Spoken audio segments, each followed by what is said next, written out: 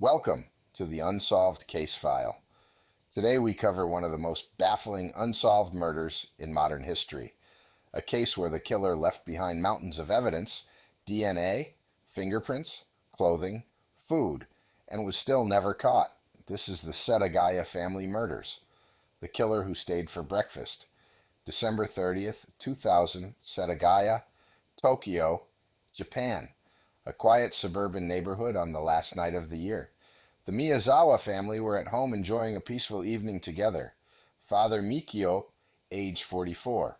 Mother Yasuko, age 41.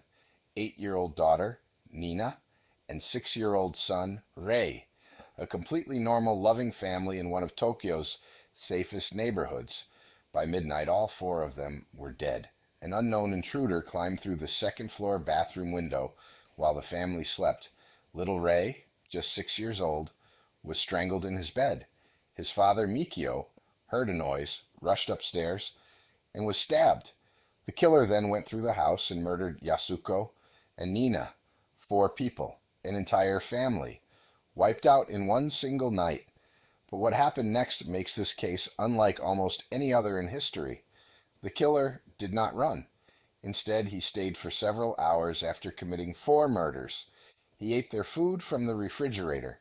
He sat at their computer and browsed the internet. He tried to book theater tickets online. He used their toilet and did not flush. He scattered documents everywhere. He changed out of his own clothes and left them neatly folded behind. Then, as dawn broke over Tokyo, he simply walked out and vanished forever. So what did police find? Everything. His fingerprints were found throughout the house. His DNA was collected from multiple locations. He left behind his shoes, his jacket, his gloves, his hat, and his bag.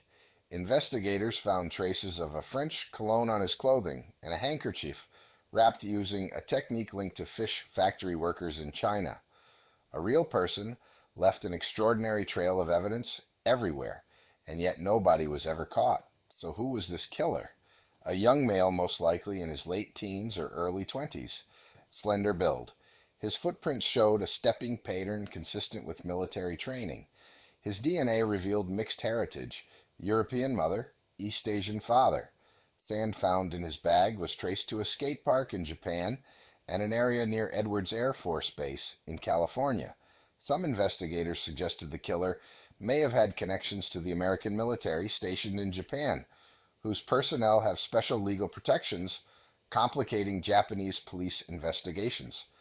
But a trained military killer would not spend hours eating food and browsing the internet after committing four murders. This was the behavior of someone deeply disturbed, someone with no fear of being caught whatsoever. The motive was never established. The killer left behind almost 200,000 yen in cash and took only around $1,500.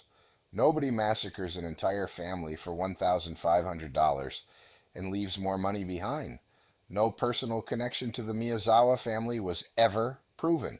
One final chilling detail. Exactly 100 days after the murders, a small Buddhist Jizo statue was found placed near the river, close to the family home. Jizo is the guardian of children who die before their parents. The number 6 was carved into the base, the age of little Ray. Who placed it there? Nobody knows. Over 2 decades, more than 246,000 officers, millions of DNA comparisons, a reward of 20 million yen, the largest in Japanese history, and still nothing. The killer walked into the Tokyo dawn and was never found.